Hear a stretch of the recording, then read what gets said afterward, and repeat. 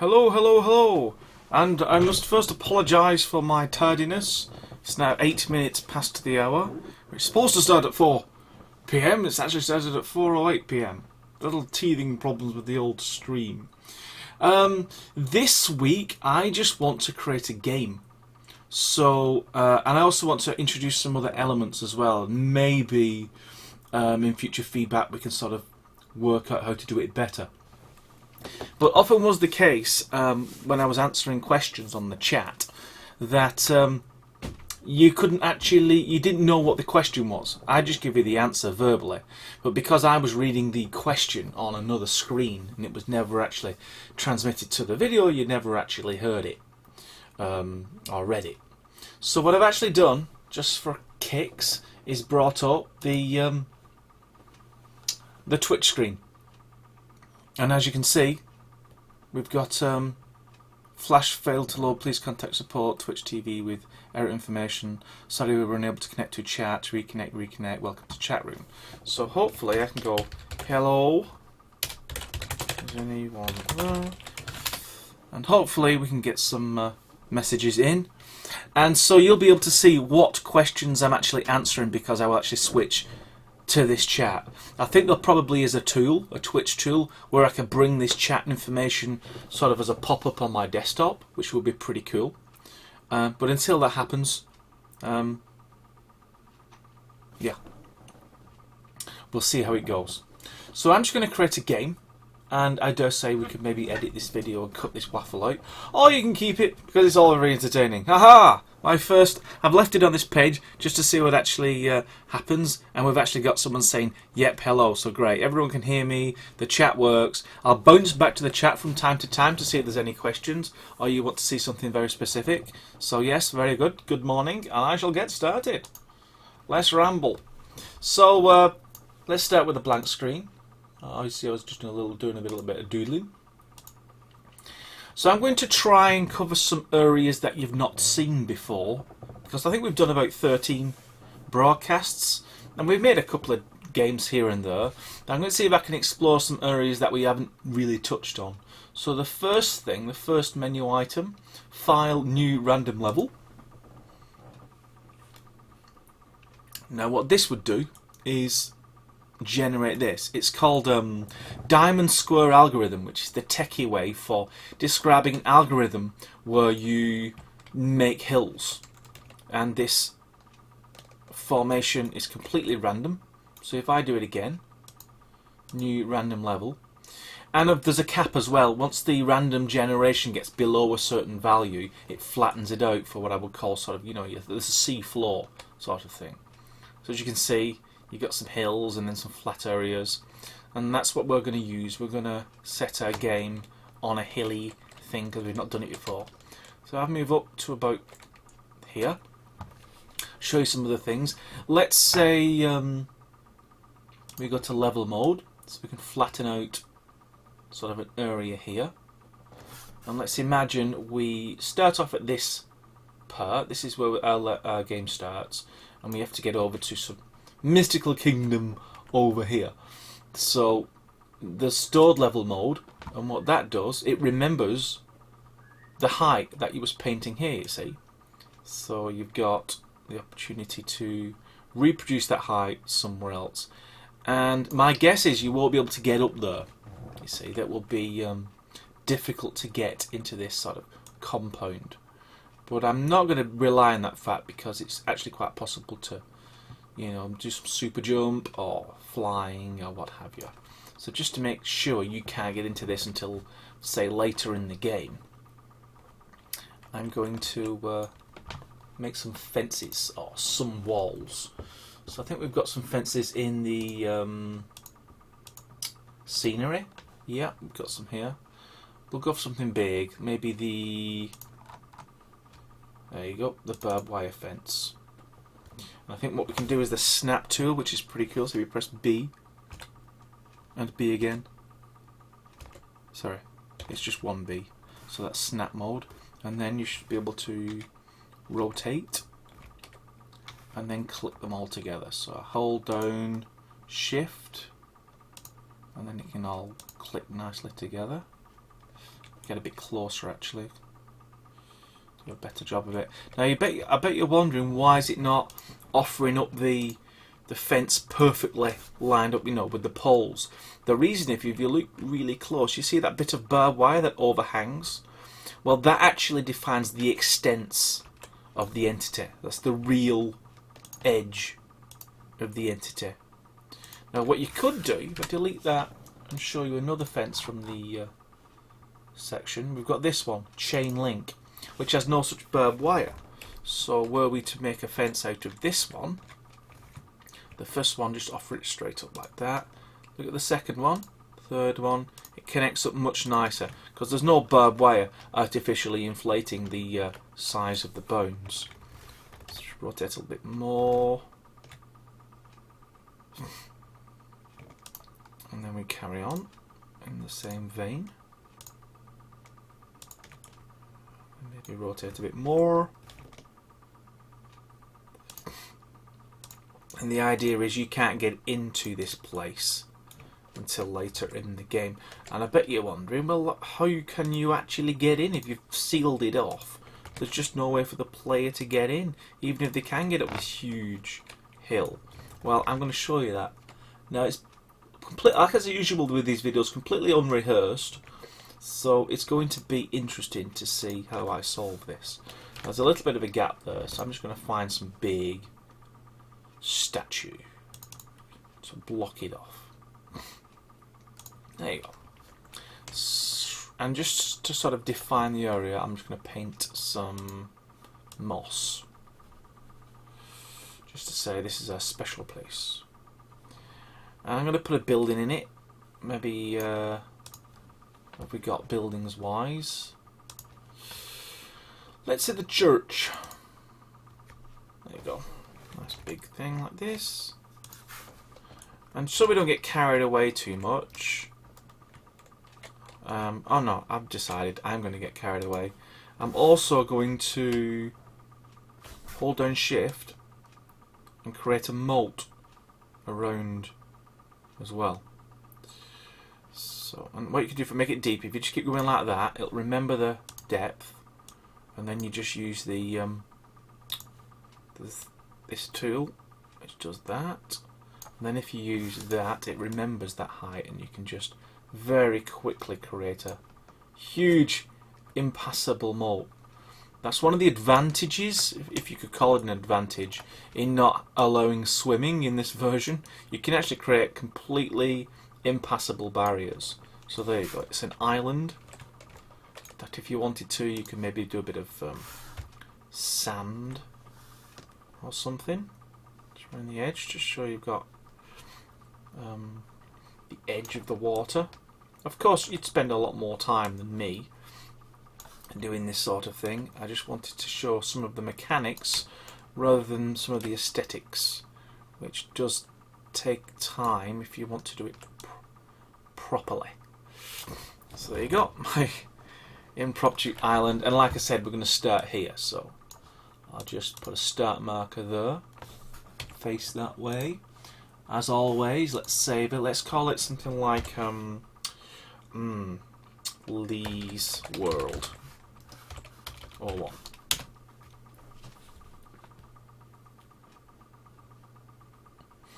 And I'm going to test game.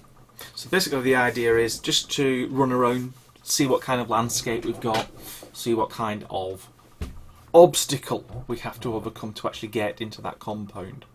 So that's our blob. These are our hills. Let's run up here so I can show you that's random terrain generation at work. And over here you've actually got our church with a fence around it on a hill and a moat around that. Now notice that the water isn't there, so if we press tab, yeah, see water and reflection is set to 0, probably for performance reasons, but we can actually switch that up to say about 90. That gives you some good reflections without going over the top, so that looks a lot nicer.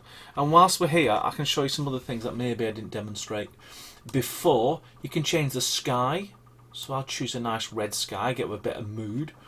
Terrain, let's change the terrain to wasteland. That's a bit bleak. Let's look at something else. Maybe desert. No, don't like it too. Good, let's say jungle. Yeah, okay, I like that. It might need to be a little bit brighter. But what you can do with brightness is just increase ambient levels a bit, maybe surface levels too. And let's add a little bit of fog, because that distance it's a little bit artificial. So what we can do is, first of all, bring the fog right in. So we can get a measure of it, increase the intensity of the fog, thicken it up a little bit, and then we'll give it some mood. So I'm thinking like an orangey feel. There you go. Obviously, cosmetically, you can work a lot more on it, but it just to start things off. And what else have we got? We got grass, but we're not adding any grass yet. So let's just go to F9 mode. So let's experiment up here first. We press F9, and then press the 0 key, which is grass. Or is it grass? I've probably got the key wrong. So jump back out. But yeah, obviously falling from a great height, you're going to snap your legs off. And I suppose, this is just a guess, that if you actually run to the water, you'll also drown. So there's no way we can jump that, I don't think. There you go. Not very deep, but you're drowning in it anyway. So now the first biggie, right? You've got to do some stuff here, and then if somebody's got to get over there. Now there's a couple of ways you can do it. You could build a bridge. You could add a jetpack. I'll show you the jetpack if you've not already seen that. If I've got one, we'll go to collectibles yet. Gold jetpack. Drop that in. Should put it about there. Put a little landscape around it. Yeah, there, I was painting grass. I guess what it was, the vegetation must have been set to 0. That's why the grass wasn't showing up. But whilst we're in the editor, we'll just populate this area with some grass. Right, excellent. Now, the thing I want to experiment with right away, whilst we've got a bit of time, is what I'm calling, it's a transporter. So let's say you've got a sci-fi gateway or something. Let's just like this in altar. So dink, dink, and you've got to like walk through there. And when you walk through it, you'll actually go to this other place. So like this. Just to give it a bit of grandioseness, let's put a little light there for show how significant it is. And then we put a trigger zone in. Now what the trigger zone will do, I'll just drop it in about there. As soon as you actually walk through that, it's going to trigger a script. Now currently the script is set to player in zone, boosh, then it does something. But if you right click to the right of the little field, you get a list of all the scripts you can choose from. Now I might be missing my guess, but I think I wrote a script which lets you transport from one place to another. And it would have been triggered based on the player being in the zone. Spawn in zone, spawn in close, story, proximity mine, player in zone, particles, no physics. No, I probably wrote the script but didn't include it for everyone to play with. Well, we'll just have to write one then, won't we? Okay, so this is the next bit. I'm now going to write a script from scratch, and you can follow along and see how I do it and how I muddle through. Even the person who created the script system can't remember everything that is going on in here. So we can't find the script that I want, so I'm going to make one. So if we go to, it's Steam Apps, Common Game Guru, this is your root of Game Guru, and then navigate your way to Script Bank. Look for that player in zone. See this one? Cut and paste, and you'll get a copy of it down here. You can rename the file. So we'll call it Player in Zone Transporter. Now it's very important that when you rename a script, that when you go inside it to edit, you have to change these, the name of the two functions inside, otherwise it simply won't work. And so the script's pretty simple, as you can see. If you are in the zone, so that becomes 1 when you stand inside that sort of area, It'll play a sound, destroy the zone, and then activate anything that's been specified. But what we also want to do is somehow move the player. So we'll just put a comment so we don't forget what we're trying to do. So transport the player somewhere else. So this is going to be interesting.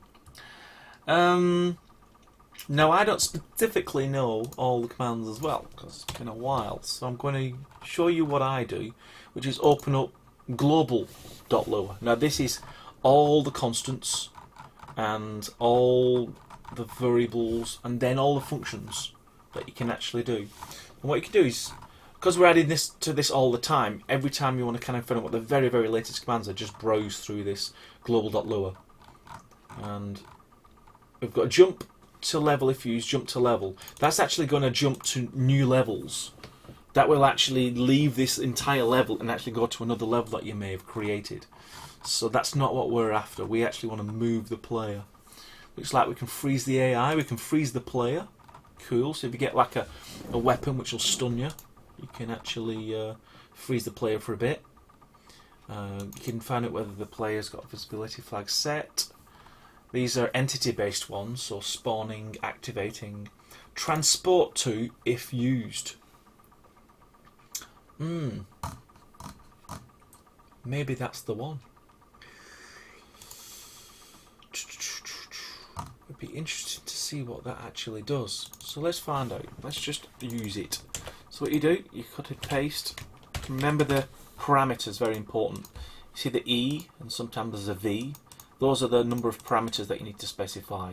E is always entity, and as you can see, it's even passed into the function. That has to be maintained throughout. And what E would refer to in this particular instance is this entity. Even marker zones are also entities. So this particular marker has a unique index, a unique number, and it's stored in E. So that's actually what that means. So whatever that number is passed in. It's passed into all these things, so you actually know which sound to play. For example, on particular entities, and you can see there's one here, sound 0. You can specify sounds in any entity, but you have to pass the E in to know that it's this particular sound that you actually want to play. So that's why the E is important. Now, I wonder if used, that's where you actually place the name of the entity you want to transport to. But we're going to just do some experiments and see if this actually works or not. So transport to if used. So yeah, it looks like you have to put the name of where you want to go to in the if used field. So I'm pretty happy with this. It's going to work. So I'll save that. Remember, it's called player in zone transporter.lua. We've changed those names there. We go back. We can click on this again.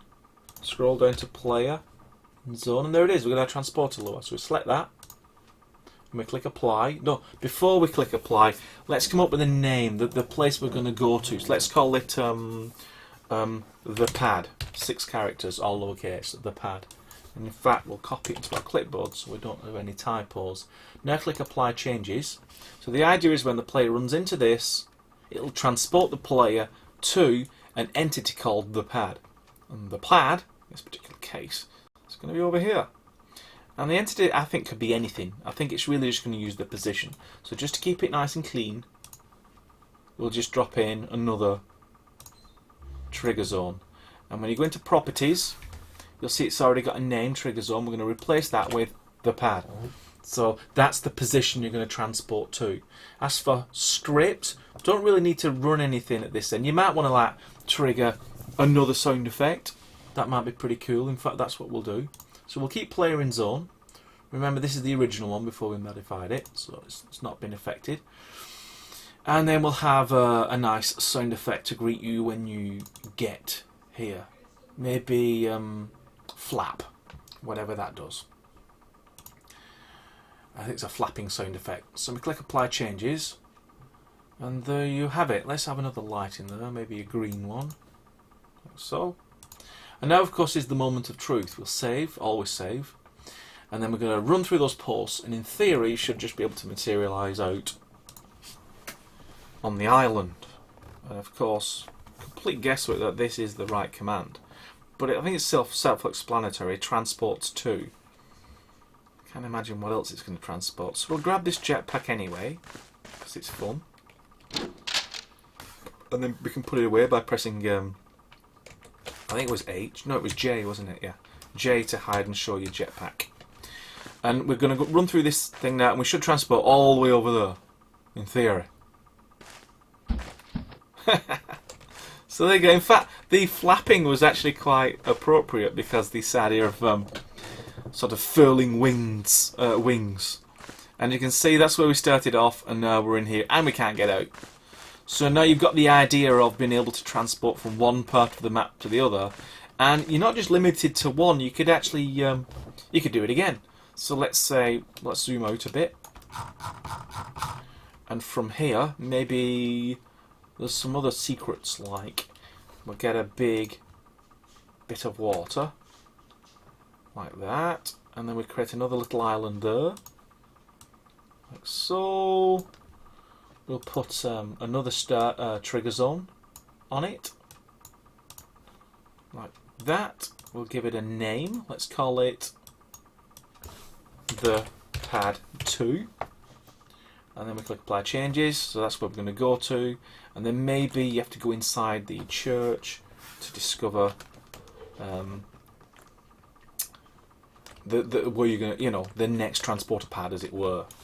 Now what you can actually do is press tab, and it will actually create what's called a slice. It slices, but the thing is, you've actually got the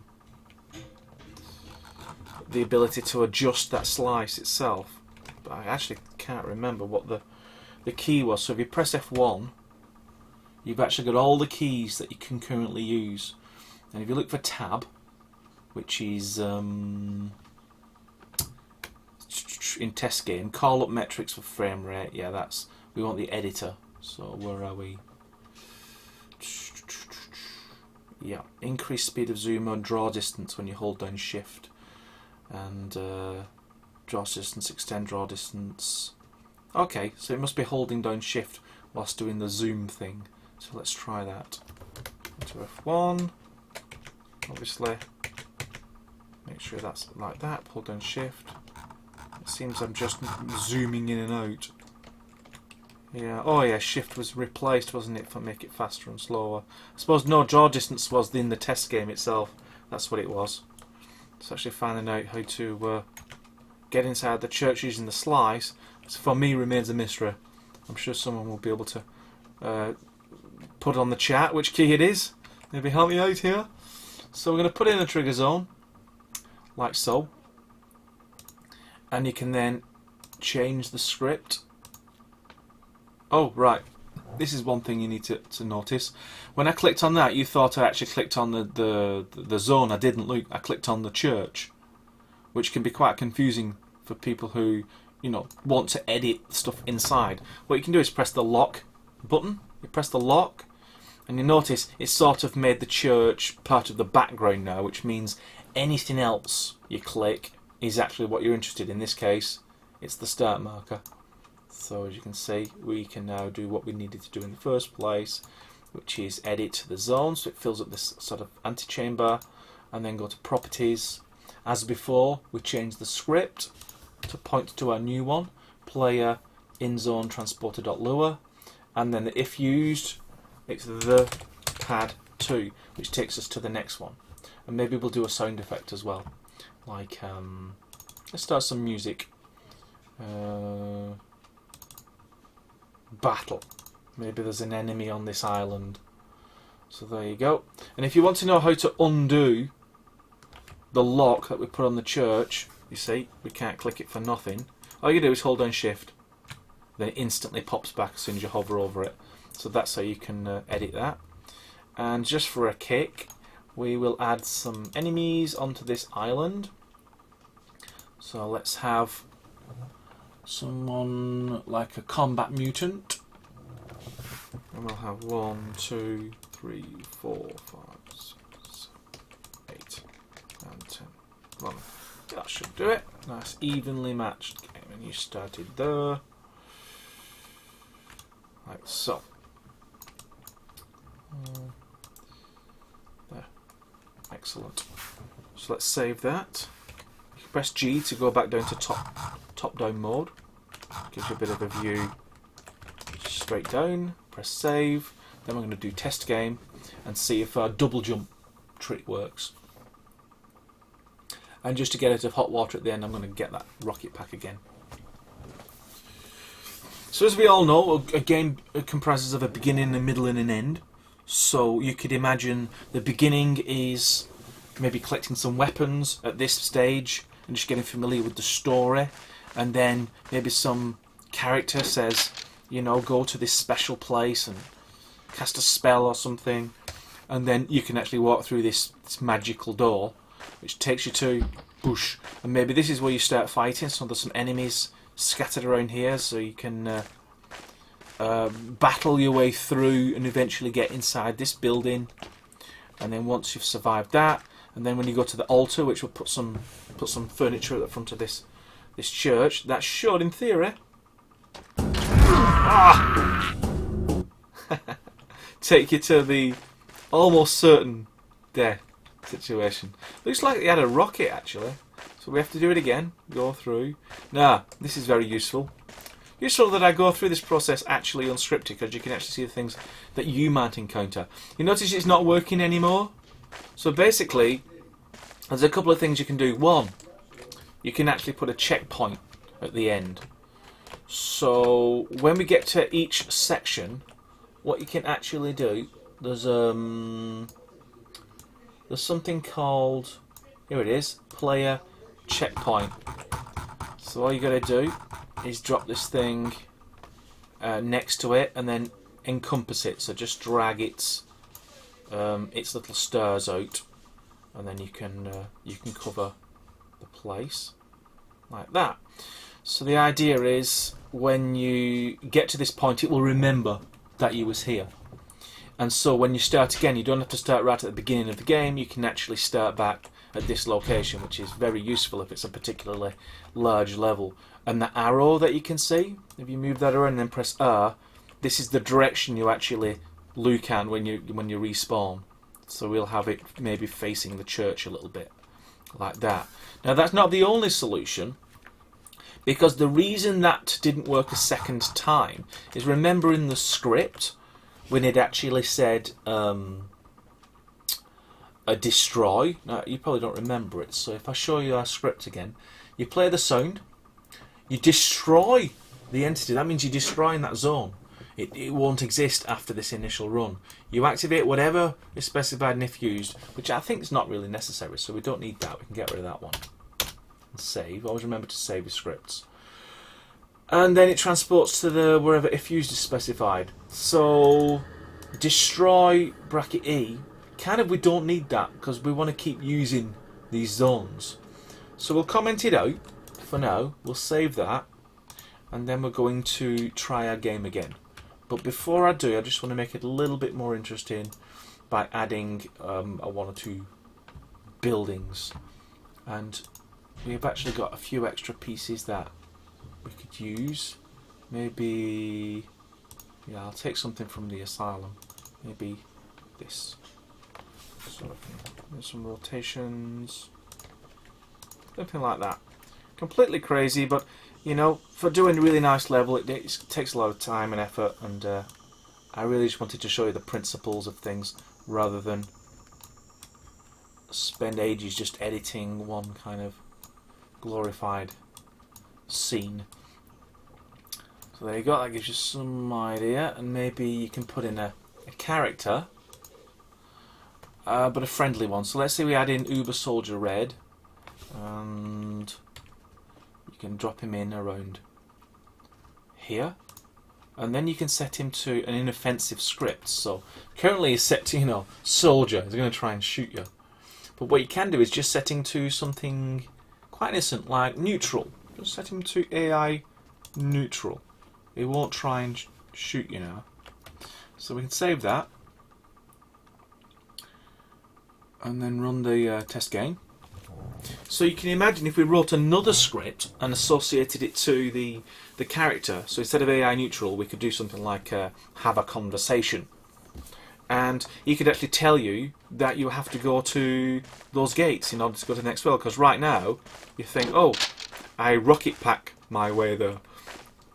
And maybe, we know, when you get into the sky, we can have some rocket man who tries to blow you up the sky or something like that.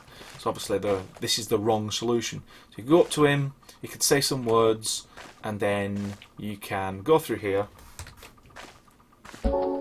And you heard that noise, that ding, that's the checkpoint at work. It's now remembered this location. If I actually died now, so if I just get my jetpack again and throw myself into the water.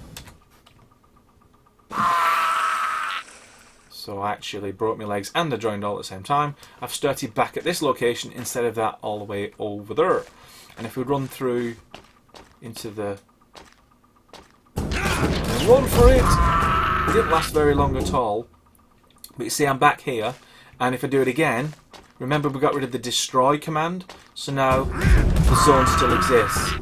But my health is pretty pitiful actually, so I think what we need to do is increase the health of the player, and I need a weapon as well. So maybe we had the weapon somewhere around the back of this church. So we'll zoom over to our second part of the game. Maybe at the back we can have some scenery. Maybe a dumpster. Obviously, in a future version of Game Guru, we're going to have really clever physics, so you can actually put objects inside containers in like concave physical structures, so they'll actually move, and physics objects can sit inside other physics objects. It'd be really cool. But we really want to be able to fight back. So, oh, I just noticed, got a future tech shotgun here. I think I'll have that one instead. So get rid of that. It's pretty incongruous. You've got lots of clashing styles here. You've got medieval churches, and then futuristic weapons, and then modern day soldiers. But that's really for you to decide what kind of game you want. So we'll hide that gun back there. And what else we say? Yeah, we want to increase the strength of the player a little bit. So we'll go to properties.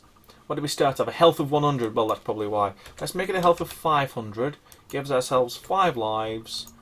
Blood effects. You can set that to no in case you want to make a game for your kids or something, and you don't want them to have sort of violence. You can switch all the blood off with that property there. And just for a bit of a kick, let's make the jump speed bigger, 600. So it's like a big jump. We've got a big jump in our game, and then reduce gravity to about 700. So there's not much tug. Pull you back to Earth. And climbing angle. You know, I said, can we actually get up that steep hill? If you change that number to something like 40, you'll only really be able to climb up sort of shallow hills, not really steep ones. That's one way of controlling that. And do we want to start with a weapon? No, let's have it so you really have to find that. So we'll apply changes.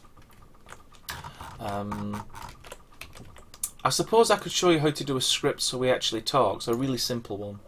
So if we go to that AI, where are you gone? Yeah, neutral, and we copy it just like we did before, and then we change its name to something like talk. Remember what we said? We have to get the exact name of the script, and yes, get rid of that because that doesn't exist anymore.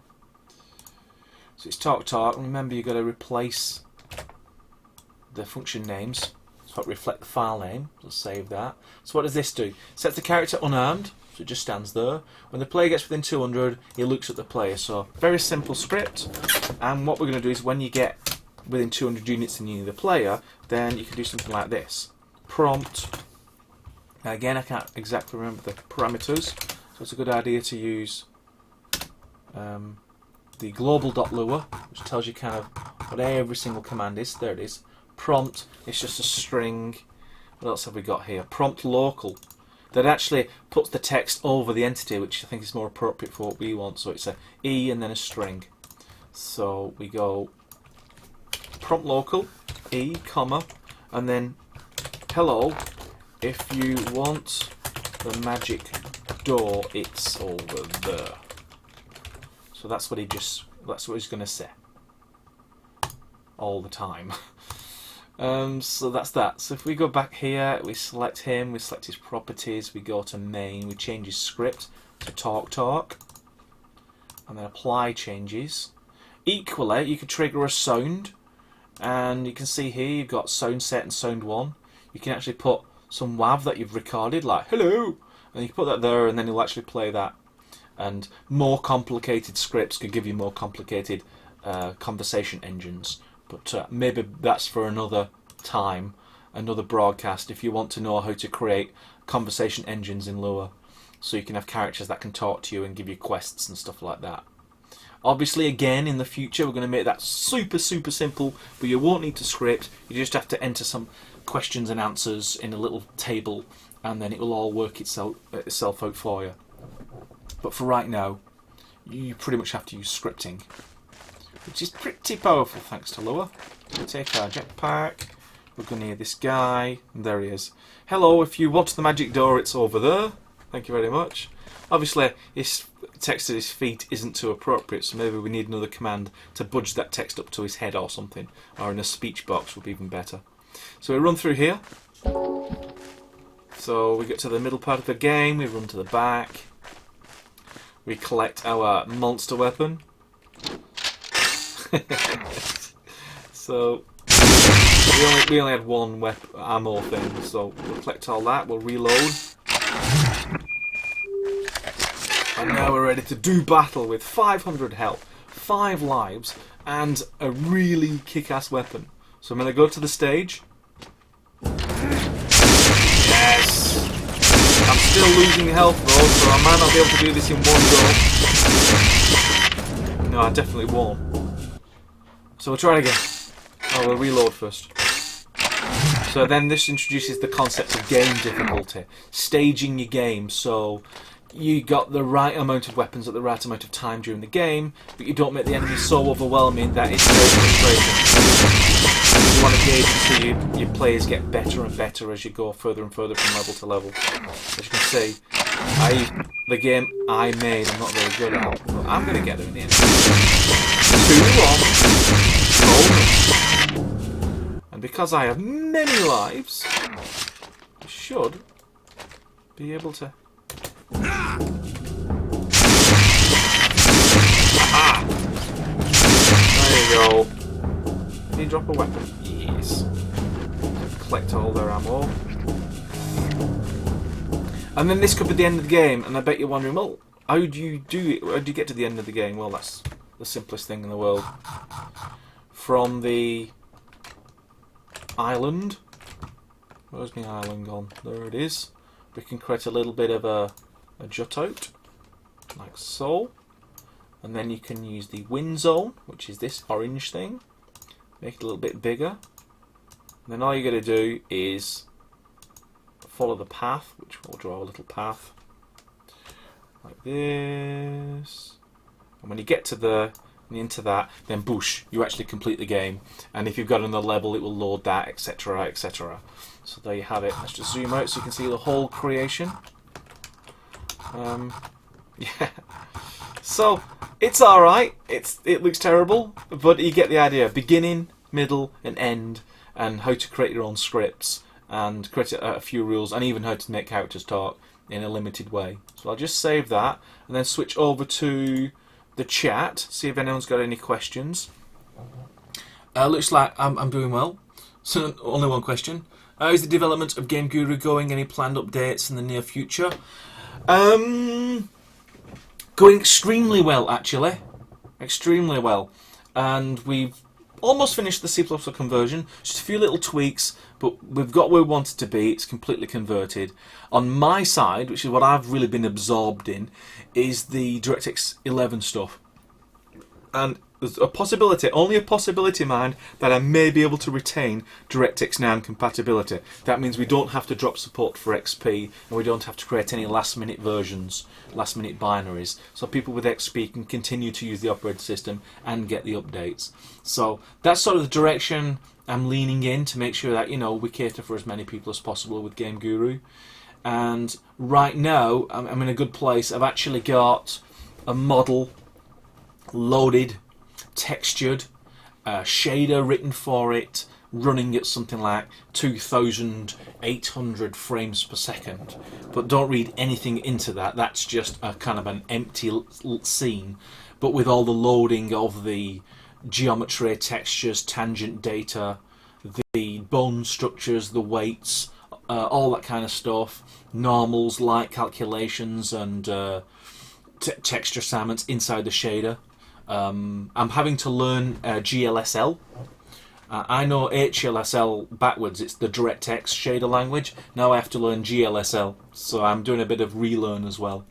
But yeah, it's going really well, and I should get something visual, perhaps, in my blog later this evening. So do check that out. It's on the main website under Dev Blog in the news column.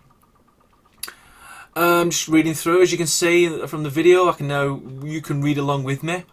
Just run to the end and not bother killing the enemies. That's from Rick. Question: multiple copies on one PC. Is it possible to keep the current version of GG on my PC in the case I have issues with the next release? Absolutely. Should have a door that only opens when all the enemies are dead. So obviously, that's something we would have done if I had a little bit more time. But I've just looked at the clock and I have exceeded my mandate by about 10 minutes. But then that's always the case. I don't think you're ever going to get a video from me that's under 30 minutes. So, and I'm not apologising for it. Right, on to the question. Thanks very much, great question. And yes, it is very easy indeed. All you've got to do is locate your Steam Apps folder and then look at Common. These are all the games I've been playing on and off. Go to Game Guru, and this is Game Guru, the root folder and all the files, Common Redist. And this represents the actual version you've got at the very moment, the one that's on Steam. How do you make a backup of this version so you can go back to it? Really simple. Go out one stage, click it, Control C, Control V. Essentially, what it does, it makes a complete copy. But as you can see, it's actually quite big. It's about 8 gig, but it's only 8 gig because I've got lots of files in there, and assets from the store, DLCs, all kinds of things, which is why it's really big. But if you've got the hard drive space for it, that's definitely the way to do it. So as we make updates, rename this from Game Guru -copy to Game Guru whatever the date is that you made the backup, and then you can always step back.